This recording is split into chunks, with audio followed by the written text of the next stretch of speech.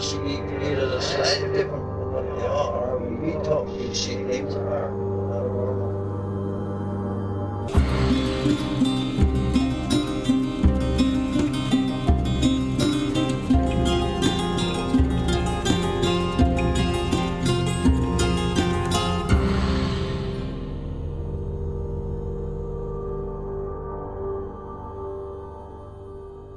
Welcome to Strange Familiars. How are you doing tonight, Alison?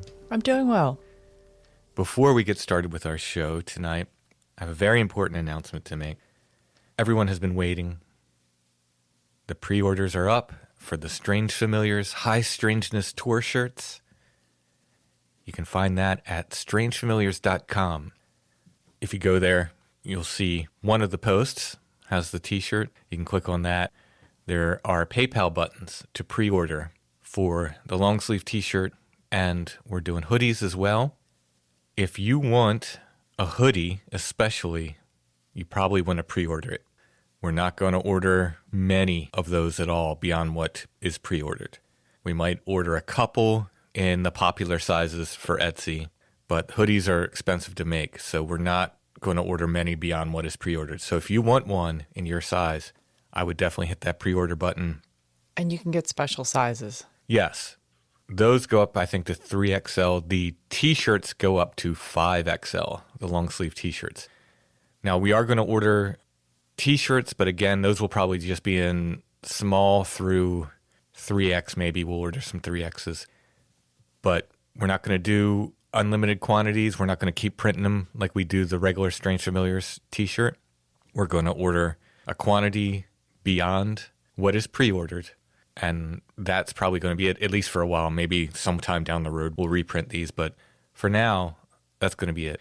So I've told everybody online, remember the keychains, remember the mugs, remember all those things. If you want one of these t-shirts, please pre-order to get one. That guarantees you will get one in your size. Get a t-shirt, get a hoodie, get both. We're keeping the pre-orders open till February 27th. That's a Sunday. We will remind everybody again on next week's show. On Monday, February 28th, that's when I will be putting the order in to the printer. So you have that long. We will remind you again next week. I will remind everybody on Discord, on Facebook, on Instagram as well. I'll try to remind people a couple times a week until we get there. But if you want one, and you do want one, pre-order it. I'm really, really happy with this design. And Sage from Forest Passage Printing, he kind of helped me get the design to where it is. It's my artwork. It's a Bigfoot in a cemetery on the back with orbs and a little fairy. And he's got his arm around, kind of a new take on the awoken tree. It's got a tree with an eye on it. And that has many of the different locations we've been on for our on-site episodes. So like, Toad Road, Harry Springs, Site 7, Gazoo's Woods, all those places you hear us talk about listed on the back. It says Strange Familiars High Strangeness Tour.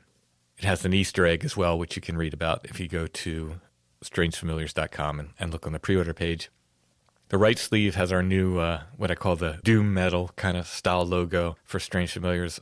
The left sleeve has the quote from Philip Smith that opens the show. So if you're wondering what he said, you can have it on your arm, just like you're cheating for a test in school. You can just read down your arm. And on the front, it has an owl, because owls. So I'm super excited about the shirt. I can't wait to get one for myself. Long sleeve shirts, they were always like the cream. Right? Yes. I could probably do a whole episode about favorite long sleeve shirts. Favorite t-shirts in general. Favorite t-shirts, yeah. We could do a nostalgia episode on that for sure. I wasn't aiming for these to be part of the episode 300 celebration, but they came at a good time. And I feel like here we are approaching episode 300. We have this really cool t-shirt, kind of celebrates what we do at Strange Familiars. Some of our favorite shows are those on-site episodes.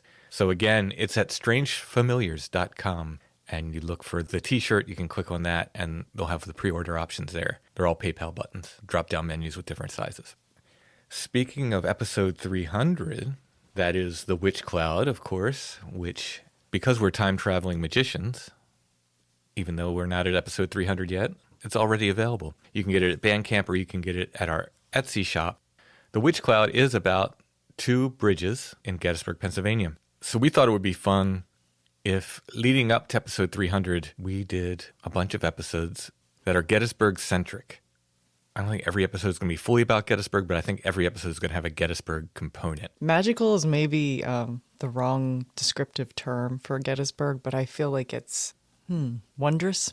Like I've loved Gettysburg since I was little.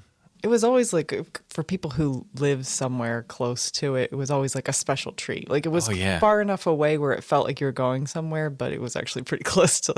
Yeah, I would often blow off college and go to Gettysburg for the day. That's a little bit of a haul. Yeah, I mean, I was going to college in Maryland, but no, it was worth the trip. I've always loved Gettysburg. It isn't like anywhere else I've ever been, even other Civil War battlefields and historical places. I feel like it has, and this is me saying this, it's got its own vibes. It does. That was one of the first places where, this is going to date it, pre-digital cameras, we were taking photographs, yeah. We were taking photographs in one of the areas, and I'm not sure where it was right now. It was... I could drive to it, but I can't name it. Like if I looked on a map, I would be able to point it out. And we were just taking photos into the darkness with disposable cameras. Mm-hmm. And I really got the... Was it me that got like the weird orbs the one time? Yeah, they were in the woods too. And it was totally dark, so we were just taking photos into the night, and there was nothing to reflect upon. No. Pitch black, and it was just illuminated by that just brief moment of a flash. Another time there, we were in Devil's Den. We did have a digital camera, and I turned on the digital camera, and it literally just turned itself off, shut down, done. Mm-hmm. And wouldn't turn back on. And, later we got to a different area. I hit the power button. It came on fine. So it's the only other place that reminds me of it is like Hex Hollow, in that there is such a difference between day and night there. Mm-hmm. During the day, it's like, it's really almost like a theme park. It's like a historical theme park. Yeah. And at night, I really feel like, man, this strange familiar just creeping in. But I really feel like it's the time when you're the closest to history. And the closest to that sort of darkness. Yeah. I always tell people, go during the day and see the battlefield and see the monuments and take the tours, because it's amazing. The preservation of history there. They formed the park in I want to say 95. So, yeah. But they started work on it like really quickly. Right away. Yeah. You can read the articles in the paper where they're like, they knew in their head, like, we have to preserve this. Mm-hmm. And so the articles in the Gettysburg papers around the time, they already knew. And it's not exploitive. It's a very kind of respectful history, I think, for the most part. Mm-hmm. So go during the day and absorb the history, but stay into the night and feel that change. Because you really do. It's a different place at night. And you can see why the ghost tours do so well over there.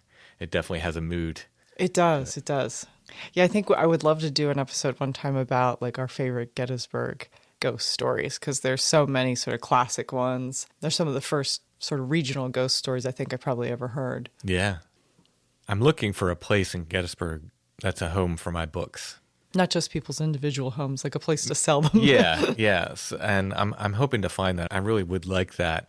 My idea is to have a place for my books, and maybe once a month during the warm months, do a ghost tour or something. I would love that, because I think Gettysburg's just a wonderful place for that. But we're not here to talk about Gettysburg ghosts tonight. Not exactly. Tonight we're going to be talking about the Ghoul of Gettysburg.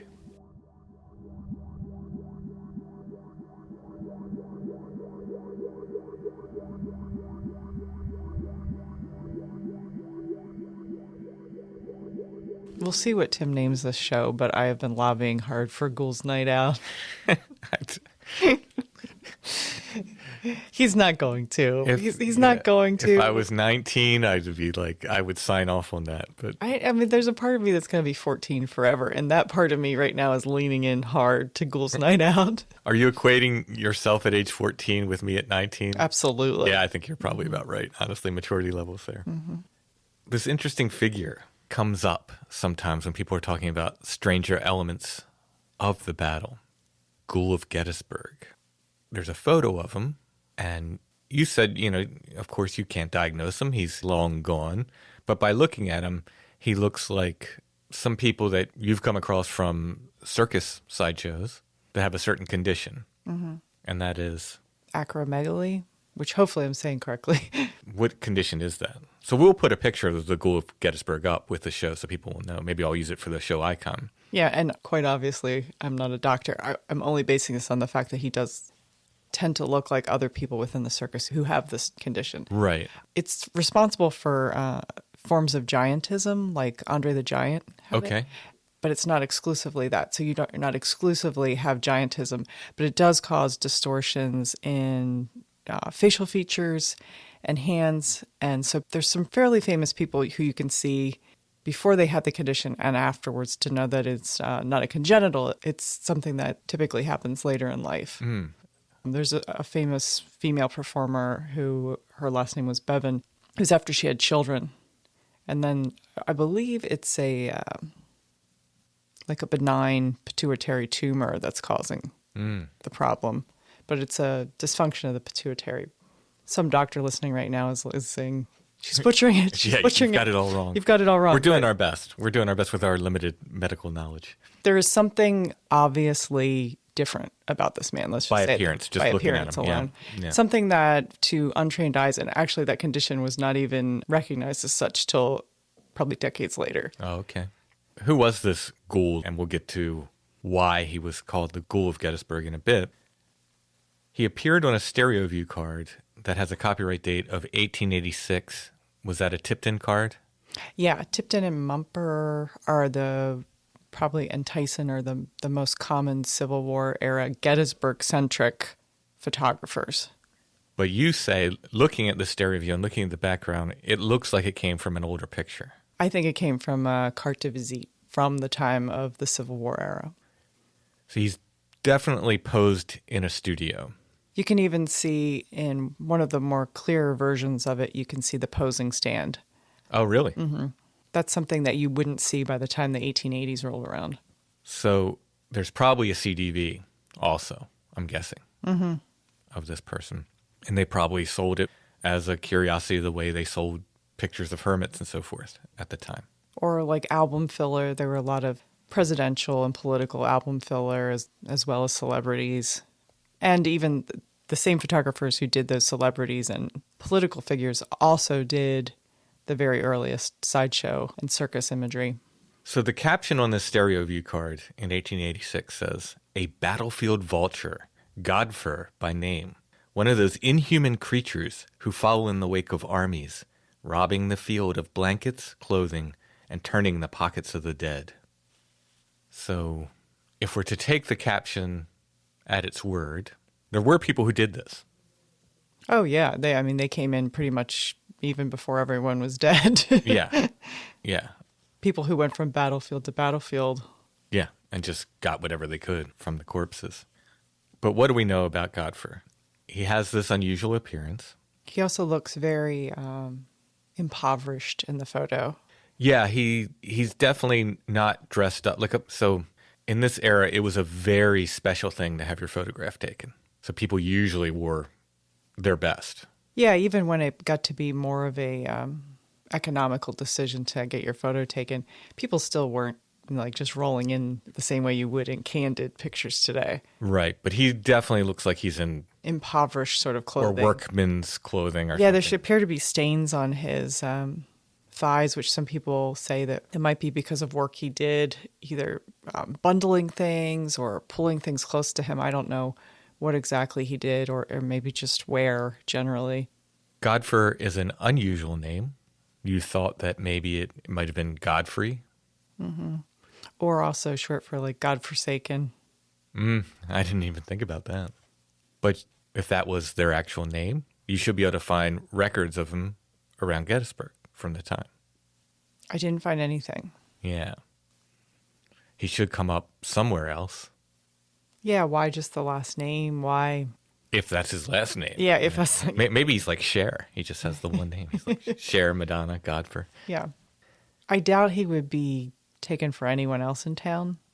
Everyone probably knew who he was if he was local. If he was local, yeah. Yeah, and we'll hear in an upcoming episode, there were articles about just characters about town in Gettysburg. And most of these newspapers at the time, they had space to fill. Yeah. If there was a character about town, they'd write about him. Yeah, we've covered some before, some eccentric people who, either were hermits or wore badges or dressed in an eccentric manner, and it all made the news. Right. Was he really a ghoul? That's the question. And we'll come back to that because I have some theories. Who took the picture? We don't know conclusively, but I have a theory. The earliest photographer with an established studio in Gettysburg was a man named Samuel Weaver. So he had an Ambrotype gallery in the 1850s in Gettysburg. Just to review quickly, the general format, history of photography, starting with the Daguerreotype. Yep. And just a quick explanation. So Daguerreotype is... A mirrored reflection when you hold it roughly 1849 to 1860. And that's a direct positive. 1839 to 1860. Right onto the surface of, Yeah. Mm-hmm. Of the mirrored surface. It was. And Ambrotype is almost like it would look like a glass negative in some respects. So you have to put something behind it to make it a positive. So after Daguerreotype comes Ambrotype, then what we call tintype, which is the same process as an Ambrotype, but just on iron instead of glass. So they didn't need the black backing. Mm-hmm. Essentially, the tin or the iron, all in one, gave it the backing. Then we come to paper photography. So the earliest paper photography was CDV. Is that? Well, I mean, they're in America. Let's count it because there are paper common formats. Common formats in America, yeah. The earliest common format was CDV, and that happened kind of in the midst of the Civil War, right? The CDV comes. Mm-hmm. Paper photography happens. So the Civil War starts off with a lot of tintypes of soldiers and people from the time, mm-hmm. and then as the war progresses, you get these CDV images. You start getting paper images of them. So you can have both, and people were doing both simultaneously. Yep. There's no negative for a tintype, though. No. It's a one of a kind. It is what it is. So CDVs come, and now we're talking about negatives, right? Mm-hmm. And they can save those, and they can print a bunch of them. Yeah, and at later times. And so this is where cartomania starts, which is like the craze for collecting celebrities and famous people. Then they proceed to other formats, larger formats, mm-hmm. and so forth. But we'll stop at CDV. So for this to be on a stereoview, 20 years later, mm-hmm. there would need to be a negative. Yeah. That's your primary reason, or one of your primary reasons for thinking this was a CDV originally, this photo. It just looks like the formatting of that era mm-hmm. photograph. Plus, if he was found on the battlefield robbing graves during the Civil War, that's probably the time that his photo was taken, I would imagine. Right. So how would have Tipton gotten access if Samuel Weaver took the photo? And we don't know, mm-hmm. but because Tipton he was around at the Civil War, right? During mm-hmm. the Civil War. And he did take some Civil War images himself of the battlefield. Yeah, copyright was a weird thing back then. Mm-hmm. It's like very few things were copywritten, and there was a lot of copying of other photographers' work. Mm-hmm. He could have sold them. His son, Samuel Weaver's sons, took over the business later on. He could have sold them to him when they were doing large collections of work. It could have been an itinerant or just traveling photographer. It could have been one of Brady's men who was on the battlefield who took the picture as well. That's a distinct possibility. But there's one major reason why I think it might have been Samuel Weaver. And that is? He was also responsible for reinterring all of the Union soldiers that died on the battlefield. Ah, so he might have come into contact with this Godfor actually on the battlefield if he was doing what the stereoview card said. Yeah, so while there was some money in photography, there was a lot more money in Gettysburg after the battle in reinterring bodies. Yeah. We have some notes on Gettysburg at the time of the battle. The population of Gettysburg at the time was 2,400.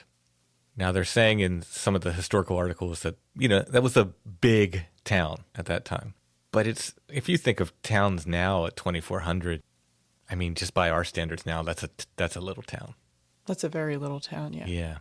Yeah. Again, we're looking at it through a modern lens. And I'm not sure what the confines of Gettysburg they're considering. I don't think that was 2,400 in the town proper. Probably the town and the surrounding areas, yeah. So keep in mind that number. 2,400 was the population of the town. In the battle, there were between 3,000 and 5,000 horses killed. That's just horses. Yeah, now imagine the cleanup efforts a few days after the war when in July, a bunch of bloated dead horses are lying all over your neighborhood. Mm-hmm.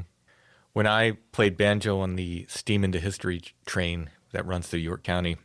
One of the areas the train would go through is a town called Railroad. And somewhere around Railroad, there was a rendering plant at the time of the Civil War where they would, they render dead animals. And they said that they sent people over to Gettysburg to just grab horses and bring them back. I guess they had plenty to choose from. I mean, it's. How do you lift up a dead horse, a dead bloated horse? Yeah, I don't know. And then make that journey. It's not a one-man job, that's for sure. I mean, the journey back to York from Gettysburg now is, like roughly 45 minutes to an hour. Yeah, in a car, yeah. In a car. You imagine how long that took on rough roads. On rough roads. With a wagon, yeah. Bumping up and down with a bloated dead horse on your... And they probably didn't just go over for one. I'm sure they tried to fill the wagon up with as many as they could. I mean, one of the most disturbing things I heard is about Gettysburg in relation to where we live is that you could smell it, which isn't a huge shock with that many dead people, that you could smell the battle here for a long time. You could smell the rotting in York. There are vultures, they say, that still come to Gettysburg every year, starting in July. The battle happened around July 4th. July 4th, or around that time.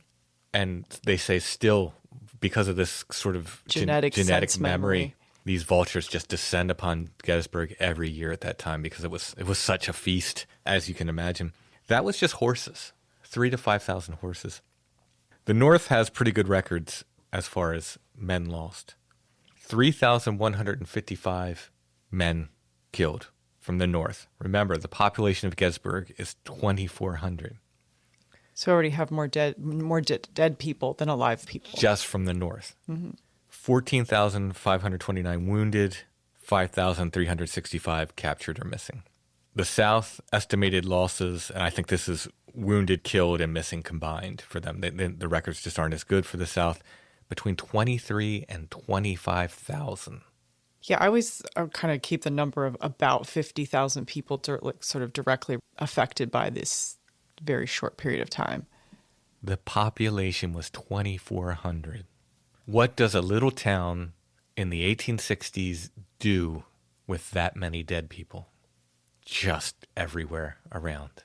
How do you deal with that? It's not like FEMA's going to come rolling in and there's going to be a National Guard. It's like it's up to the people that live there to make their town livable again. Yeah.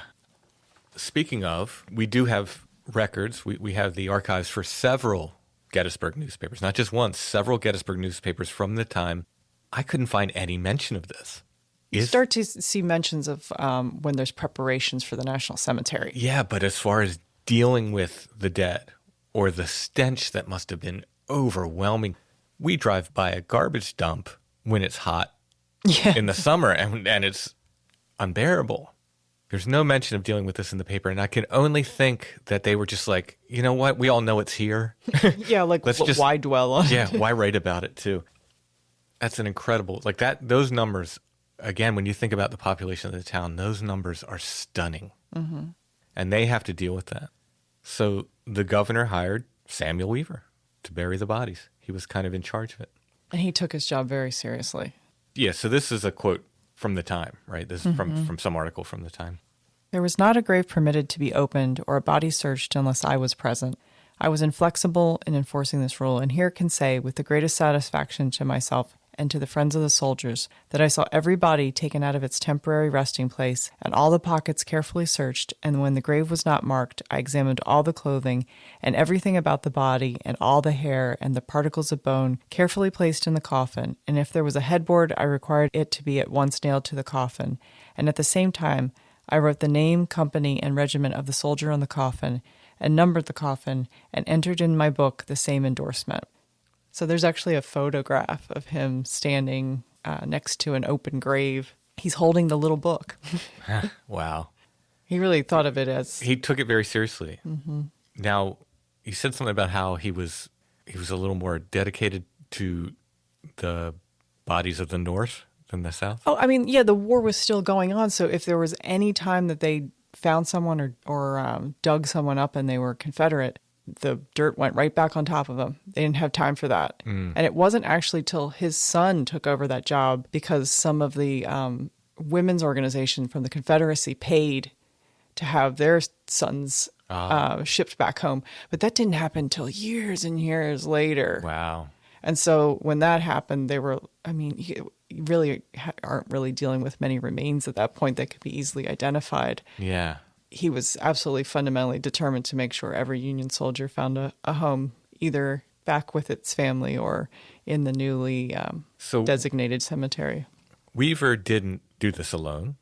No, you couldn't, as Yeah, you can see. it's not a one-man job. And so he hired a man named Basil Biggs, who is, when we do some more episodes on the Underground Railroad, we can talk a little bit more about Basil Biggs, but he's an amazing figure just from the Underground Railroad. He was born free in Maryland and was a vet in Gettysburg during the time of the war. Free Black man. Had rented a house, which was commandeered by the Confederates.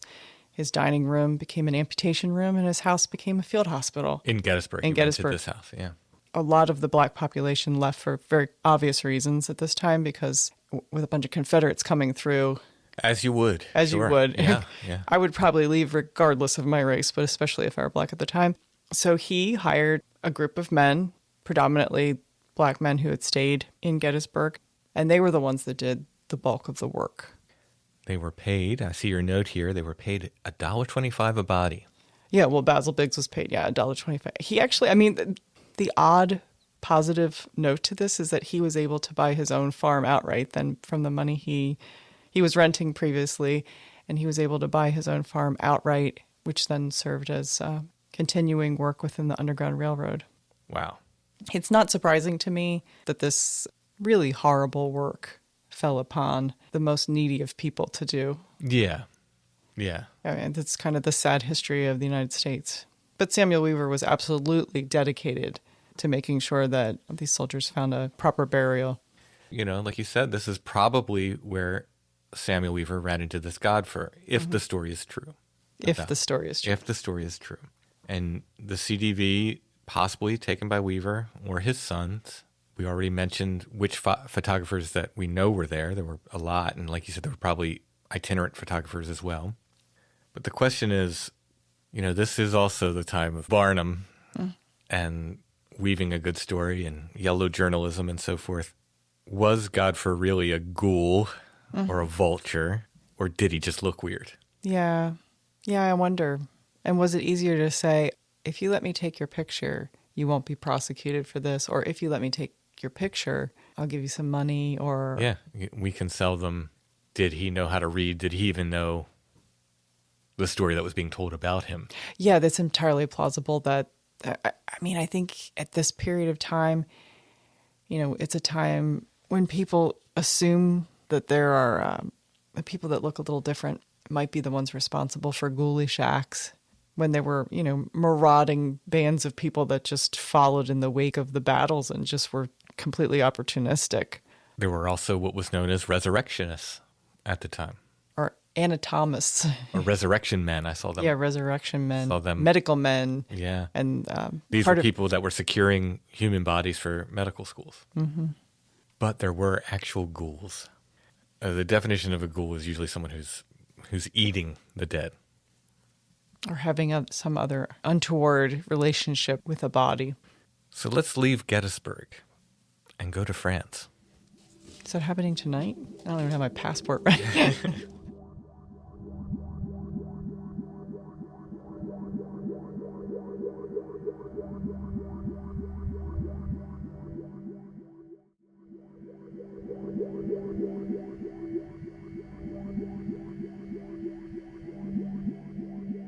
This is a little bit about another ghoul from the 1800s. This one appears to be a true ghoul from France. I'm going to read a little passage from a book called Terror by Night by Bernard J. Herwood. One of the most chilling cases of ghoulism on record took place not in the Middle East, but in France in the year 1847. For some time, cemeteries in the vicinity of Paris had been desecrated periodically in a particularly horrible manner. Graves had been dug up, coffins were broken into, and bodies were stripped of their cerements. Most ghastly of all, they were found to have been bitten, gnawed on, and chewed. In some cases, whole chunks had been completely eaten away. All of Paris was in an uproar. Nothing like this had ever happened before. To make matters worse, There was not a single clue as to the identity of the ghoulish ravager responsible for these terrible acts. At first, caretakers of the cemeteries were under suspicion, then the police, and finally the families of the deceased. But soon all suspects were cleared, and the authorities were as baffled as ever. Expert medical men were called, and their unanimous opinion was that the teeth marks on the violated corpses were unmistakably human. This only added to the mystery, and served to infuriate the public more than ever. Guards were doubled, and all cemeteries were kept under the strictest surveillance. On several occasions, reports came to police headquarters that a figure, half human, half animal, had vaulted the walls and crept silently from tomb to tomb. Sounds a bit like our friend Spring-Heeled Jack, doesn't That's it? what I was thinking. The vaulting portion of it. There were arrests from time to time, but in each case the suspects were released for lack of evidence, and in spite of the public clamor, the police were not nearer to a solution than when the horrible epidemic first broke out.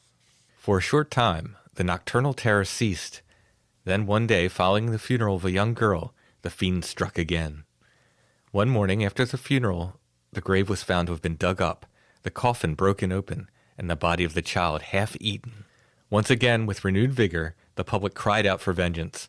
The girl's father was arrested, but the grief-stricken man's innocence was proven at once, and he was released. Now a whole new outbreak of these desecrations began, in spite of the most rigid precautions. Paris was rife with rumors that this was the work of supernatural forces, for the cemetery was completely surrounded by high walls, and the only entrance was through the gates, which were kept locked at all times. Finally, there appeared a break in the case. At a certain spot on the wall, definite signs were discovered, which led the police to believe that it had been climbed frequently and recently. Immediately, a trap was set consisting of wires and explosives. As an extra measure, a squad of detectives was assigned to watch the spot after dark. On the first night, shortly after 12, a loud noise shattered the silence. The trap had worked.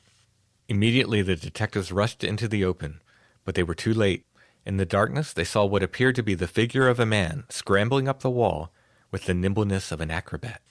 They fired several shots, but in an instant he was gone.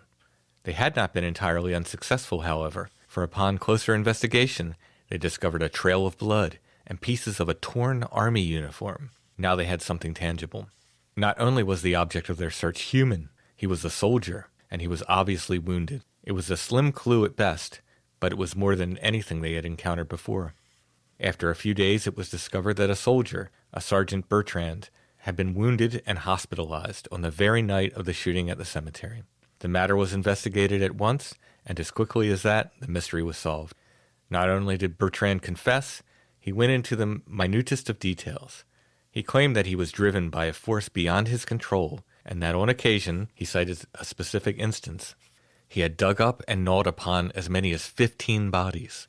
What amazed his interrogators the most was that he never used any tools, but instead dug up the graves with his bare hands, and did the same when he ripped open the coffins. He admitted to experiencing extreme pleasure during the course of his necrophagic feasts, a condition which we know today is linked to a warped sexual drive. This book was written in the 60s.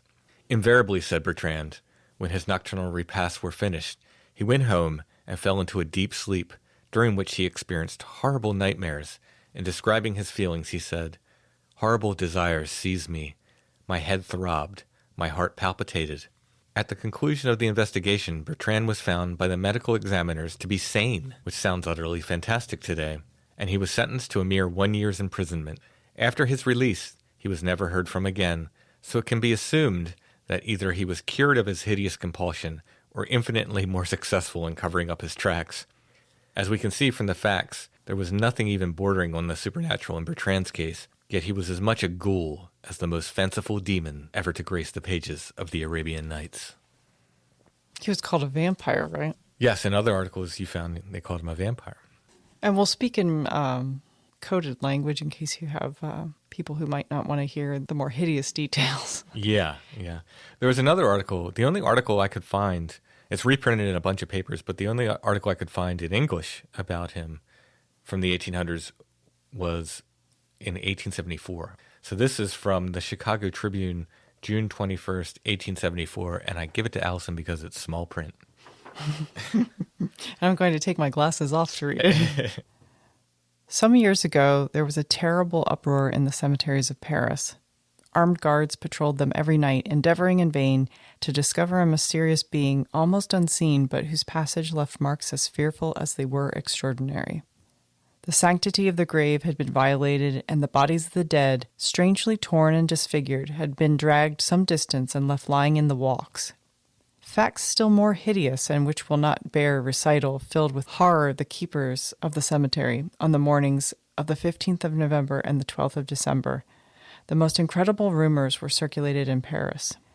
The legend went on, magnifying as it was repeated, until it was shudderingly whispered by knowing ones that the cemeteries were haunted by a vampire who dug up the dead at night and feasted upon the decaying flesh. Every means that could be suggested to increase vigilance and render it effective was tried. Policemen were added to the guards, and savage dogs let loose in the cemeteries every night. The men saw nothing, the dogs did not bark. Yet one morning, 11 bodies were found to have been exhumed, cut to pieces, and scattered over a large area of the ground, pieces of flesh being even found hanging, hideous trophies on the limbs of the trees. These monstrous doings now seemed confined to the cemetery at Montparnasse. I can never say that correctly, so excuse me for that. An infernal machine was then placed there, a small mortar, loaded with all sort of projectiles, and to whose trigger numerous wires were connected, diverging in all directions. In the night of the 15th of March, the magazine was heard to explode, and the next day it was ascertained that a sergeant major of infantry named Francois Bertrand had sought admittance into the hospital of the Val de Grace, having received some strange-looking wounds in the back. The vampire was caught. Bertrand was tried by a military court. He bore a good name in his regiment, and was accounted a man of gentile disposition and an excellent soldier. He was not ignorant, having followed a course of studies in a seminary. Far from attempting to deny the charge brought against him, he confessed everything with sincere candor and humility. When seized with his frenzy, he said, he would escape from the barracks and run to the cemetery, whose wall he would clear with one bound. He knew that he had set up an infernal machine. He would run to it and kick it over without provoking an explosion. The dogs ran at him, but he marched upon them and they slunked away, cowed and silent.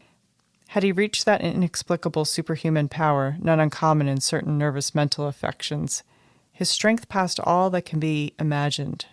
With nothing but his hands, he would dig the grave open, break the coffin, and tear to pieces the corpse, which he sometimes also hacked with his sword. Was this all? No, but there are acts so atrocious that the pen refuses to portray them. This demoniac, for he seemed more like a man possessed of an evil spirit, has certain hours than a madman having rational spells, committing those unaccountable atrocities, would hasten away from the place he had desecrated, and seeking shelter anywhere, in a ditch on the margin of a river, exposed to the rain or the snow, fell into a cataleptic sleep, during which he retained the subconsciousness of what was going on around him.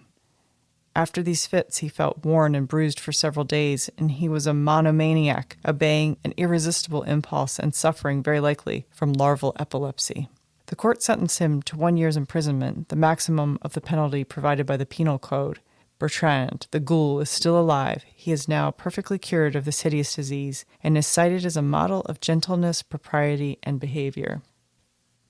Now, in various updates on his post-incarceration, we've seen one who said that he died very quickly afterward. Committed suicide. He committed suicide. Yeah. The reality of it is he lived close to 25 years more, got married, and had several children. Yeah, so... There's not a lot of background research you can do at that time period, I'm guessing. Like, it's not like you can't go on and do a little criminal search. Right. Right. Also, I think there was a lot of people who were just like, well, he had to have been so horrified with his past. If he was a model citizen from that point on, he had to have been so horrified with what he did that he killed himself. What we do know about Francois Bertrand is that he was born October 29th, 1823. He died February 25th, 1878. He later became a clerk, a mailman, and a lighthouse keeper. Those all seem like the kind of positions that someone might hold that were... I asked if we knew who Van Gogh's mailman was, his famous painting. So I thought it would be quite amazing if it was this guy. If this guy was Van Gogh's mailman.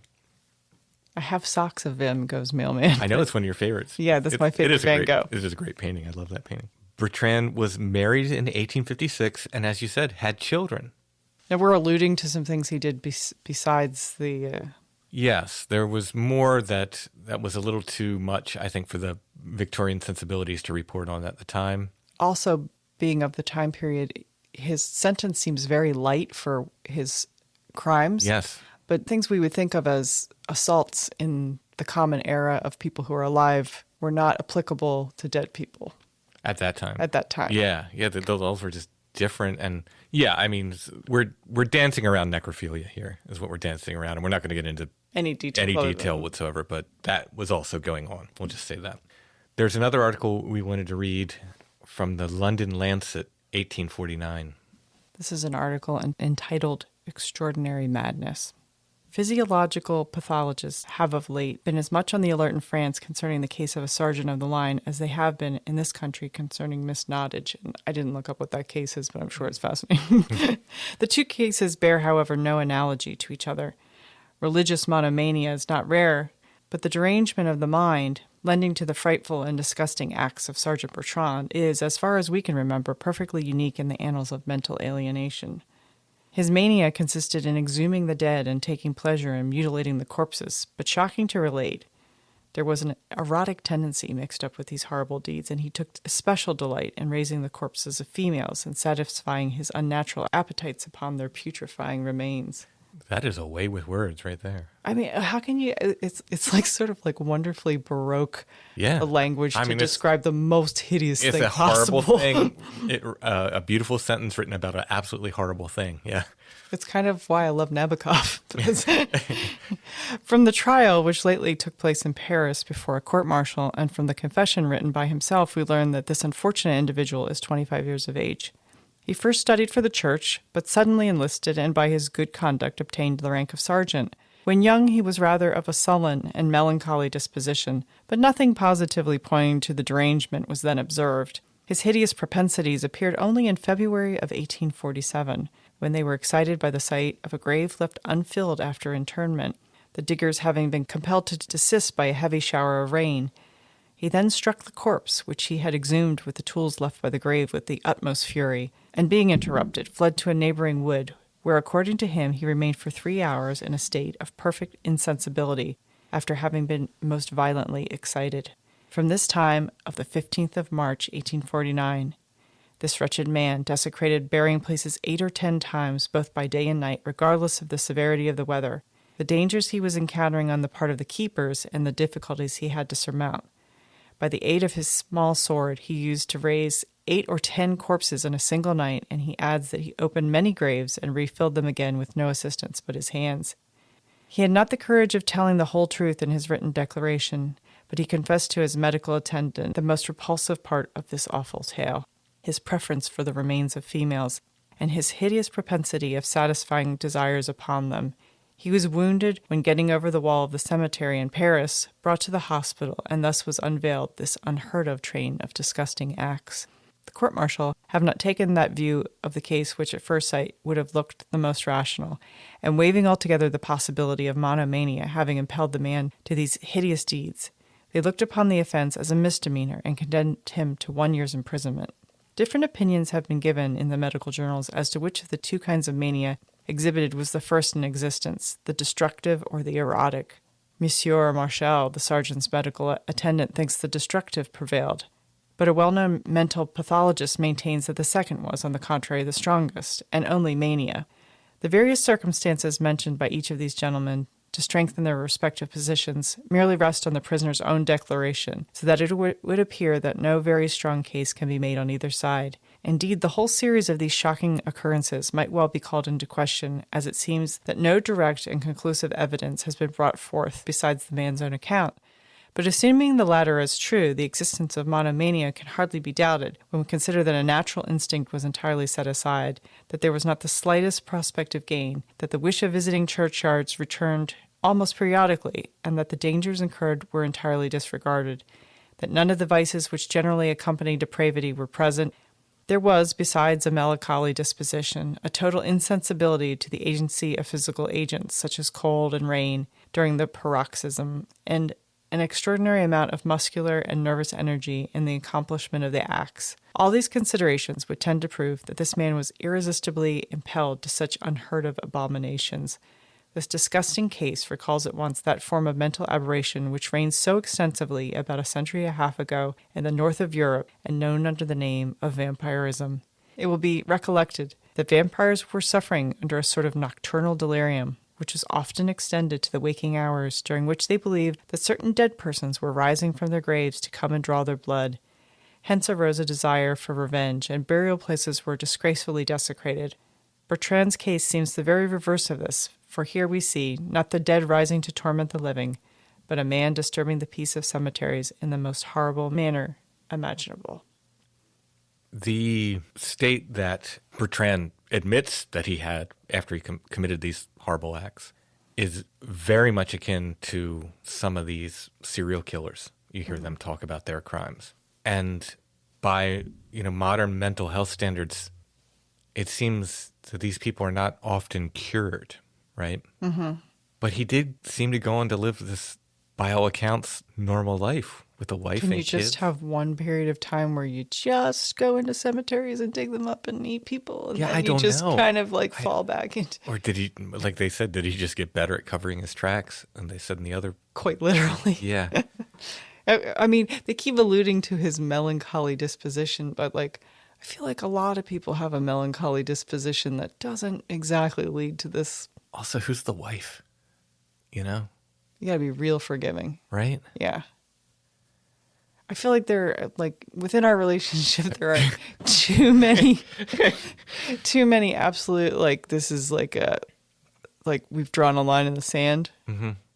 That might be one. Yeah, I would hope so. Yeah. I'm gonna say that's a line for me. I'd still write you letters, I tell you that. Oh, that'd be nice. Be very nice. But yeah, I would hope that would be a line. I'd visit occasionally. It's a very unpleasant topic. It is an unpleasant topic. Actual ghoulism. I mean, I think it's unfair to call Godfor a ghoul. Yeah, or to even allude to his being anywhere like this other guy. Yeah, but maybe this was an impoverished guy. He had, it's hard to get a job when you look like that, especially back then. I'll tell you, this is another example. As I was researching this, I had heard before that the character of Shrek was based on a real man. Mm-hmm. It's a man with a similar condition named Maurice Tillet, I think, or Tillet. This is how we used to treat people. Not that we are that much more advanced now, but this idea that your physical appearance was somehow indicative of your personality trait. Right, yeah. I would like to think that some of that is past. I think some has, certainly. But we do fear what we don't know. And exactly, and I think that there was an element of that with Godfor. Now, maybe he couldn't get a job, and maybe he was just surviving, and maybe he was taking stuff off the battlefield. Mm-hmm. We don't know. But there were certainly a lot of able-bodied, quote-unquote, normal-looking people who were doing the exact same thing. Exactly. And I feel like it's unfair to call him a ghoul. A ghoul, yeah. Yeah. And I would like to know the full story of him, and it's just, as best as we could find, it's not out there. Mm-hmm. I think I'm so hopeful about all these stories. I feel like we're going to solve certain murders, and we're going to eventually. But there is an element of eventually things just sort of come to light. I think a lot of things. It's not out of the realm of possibility of figuring this out. Do I want to spend 3 months searching specifically just this area? Probably not. I have some other things to do. But speaking of finding things after research, next episode, I went to Gettysburg on a needle in a haystack search. John came with me, and in this very, very strange familiars twist on the day, we found what we were looking for. I think it's really neat. I mean, I think it just puts a really neat twist on an episode I was excited about doing anyway. Mm-hmm. So it's a combination of, this kind of research and on-site research for next week's episode. And I'm so excited about it. Everybody will hear about it next week. But talking about that, where sometimes you do solve it. Sometimes you do find what you're looking for with this research. Yeah, or sometimes I've, come upon something 3 years later that would have been really helpful to something I was researching. Oh, yeah. Yeah, absolutely. Even, last night when we accidentally found a marriage record for somebody that you were looking for. The same person that we're going to be talking about next week. Yeah, absolutely. And it was just sort of purely Yeah, I asked you the next day, I was like, how did you find that? Because I had been doing research on this person basically while you were researching Godfor and doing this episode. I was doing research on this person for the following episode and didn't find this at all. Mm-hmm. And you found this. And I was like, how did you find this marriage license? I didn't know. And you just said, I just stumbled on it. And that's what some people say that too about, like, how do you find certain photos? And the only thing I can say is, like, just look. Yeah. It's the only way you find anything. You just look and look and look and look and look and look and look. Well, my money is on Godfor just being a guy with an unfortunate medical condition that made him look different and not a ghoul. What's your feelings? Absolutely. Same. I think he was an accidental performer for one day and might not have ever known that his photo was disseminated in that way. Yeah, agreed. But it's a cool story, and I would love to own the stereoview, if not the original CDV of this Godfor from Gettysburg. It's one on my list that we're looking for.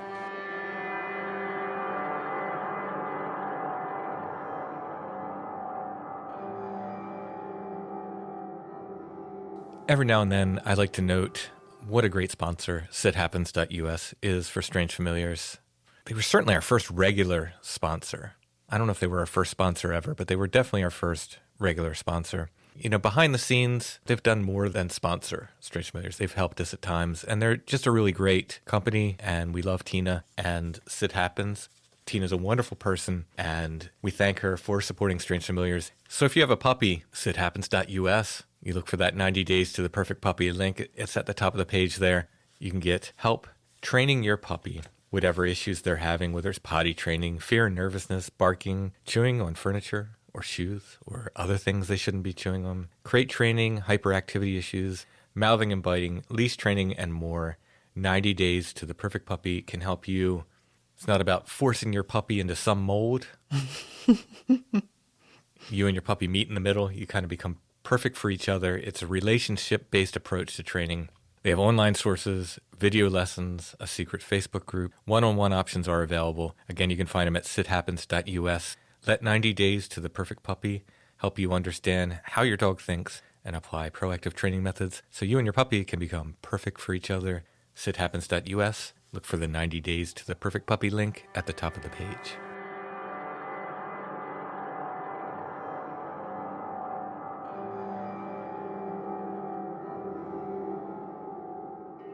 We should have saved the photo of the skeleton from World War I. I think we did for another Curiosity of the Week. That never sold. It's still up on Etsy. It's still up on Etsy. That would have been a good one for this one, being as we were talking about remains and the battle dead and so forth. But we're going to do something like almost polar opposite. Oh, I like that. I like a little levity after that. It's a little heavy. This is a stereo view I came upon. I'd never seen it before. It's the Fairy Court. Now, it's not a photograph. It's a stereo view of, I guess, a drawing. What do you think's going on there? Yeah, it's a photo of an illustration. But it's interesting how the sort of icicles are coming down. Oh, yeah. I mean, in the stereo viewer, it's going to have a really great depth of field. Dimensional aspect to it, yeah. Oh, that's really fantastic, actually. Oh, I really like that. Yeah, so it's a really neat little image. Stalactites. Sort of, or an ice cave or something. Yeah, it kind of looks icy. The Fairy Court. I thought it was a cool little scene, so if you like fairies... Who doesn't? It's a nice little image from, let's see if I can find a date on it. 1875, it says in the reverse. 1875, it says on the reverse, according to Alison. Someone has been doing some math on the back here. I don't know why, but... some ciphering. Yeah. Someone's adding a lot of numbers up on the back. And it's signed A.L. Dubois. I don't know if that was the photographer or not. It's part of the allegorical series of stereo views. But being as we have fans of the Fae out there, as we are ourselves, I figured I would make this a Curiosity of the Week. The Fairy Court. Fans of the Fae. I like that alliteration. The Fairy Court is stereo view. You can see an image of this in the show notes under this episode at strangefamiliars.com. If you click on that, it'll take you to our Etsy shop where you can purchase this.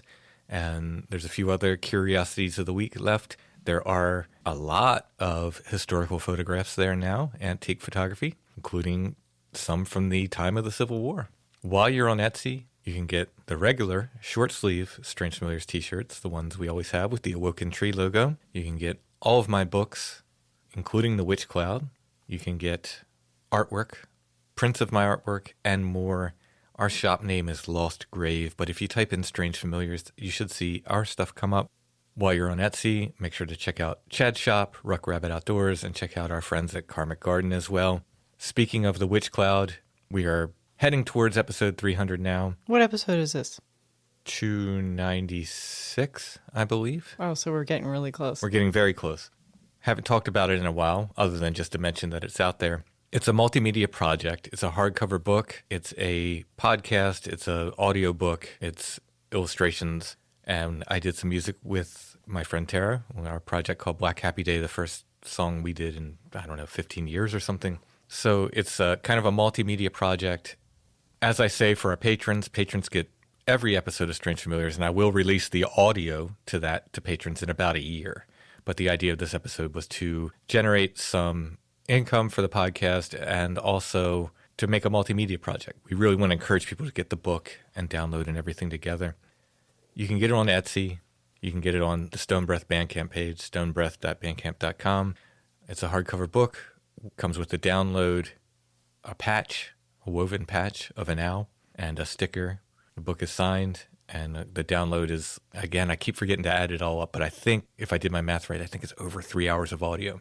So it's the audio book with like the actual interviews clipped in. So I don't just read the text of the interview. I put the actual audio of the interview in there. If we talk about hearing a sound, if I captured that sound on the recording and I could pull it out, I clip the sound in so you can hear what we were hearing at the bridge. It's about these two haunted bridges in Gettysburg. One's John Eisenhower Bridge. It's an iron bridge built after the Civil War. It's known locally as Suicide Bridge and Sachs Covered Bridge. It's mainly about John Eisenhower Bridge, but they're so close together that you can't help but talk about one when you talk about the other. Which one is the one with the bats in it? That's Sachs Bridge, Sachs Covered Bridge, yeah. I'm really proud of it, and I really hope everybody picks it up. Again, this is called The Witch Cloud, Strange Familiars, episode 300. Don't forget to pre-order those Strange Familiars High Strangeness Tour shirts and hoodies if you want them. A lot of people are disappointed that they didn't get the mugs. A lot of people are disappointed that they didn't get the keychains.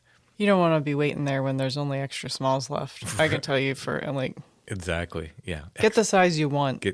Go ahead and get them. And, of course, that helps. It's an awesome celebration of our on-site episodes. In fact, the on-site episode we're doing next week, I kind of wish I had time to throw that on the back too, because it was one of my favorites in that, again, it was a needle in the haystack search and we found it. And it was just this amazing, we found it, we did it. It was a lot of fun.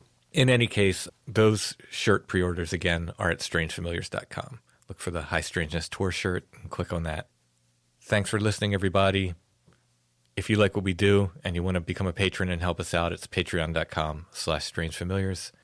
We'll be back soon with another episode of Strange Familiars.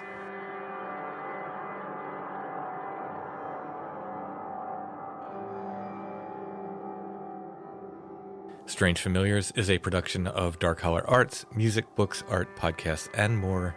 Intro and background music is by Stone Breath. If you want to hear more Stone Breath or purchase music, you can go to stonebreath.bandcamp.com. Like I said, you can get The Witch Cloud there as well. Strange Familiars is on Facebook, facebook.com/strangefamiliars, where you can join the Strange Familiars gathering group.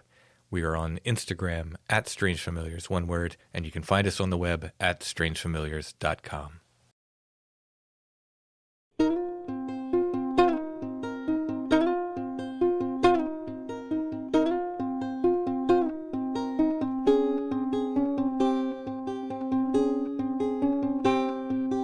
Wandering not lost, we walk through wildflowers, me and my brother, listening for hours to songs of rain showers.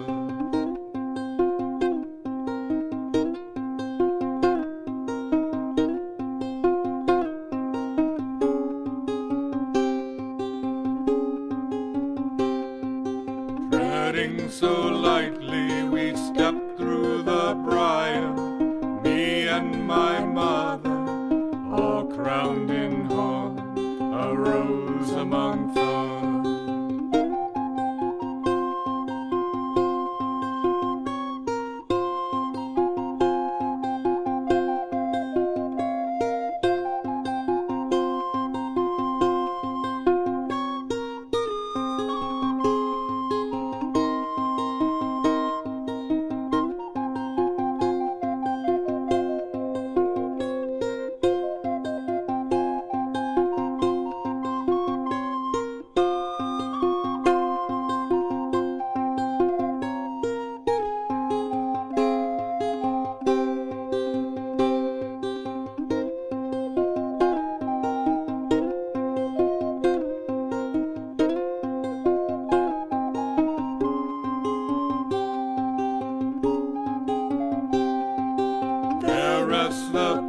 prophet in hollow tree sleeping, not dead but dreaming. The strange words she's speaking are the fruit we're seeking.